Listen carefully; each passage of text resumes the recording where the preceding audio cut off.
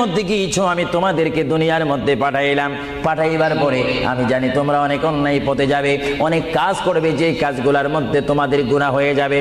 বান্দা, তোমরা গুনাহ করবে তাও আমি ভালো মতো জানি, তোমরা পাপ করবে তাও আমি ভালো মতো জানি।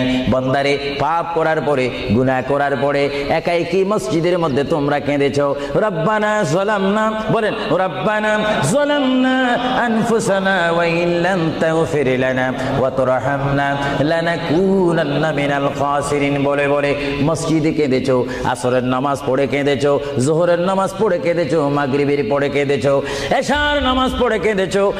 বান্দা, নামাজের মুসল্লা যখন বসে যাও, আমি আল্লাহকে তোমরা বারবার বল, আল্লাহ গো আমার গুনাহ মাফ করে দাও।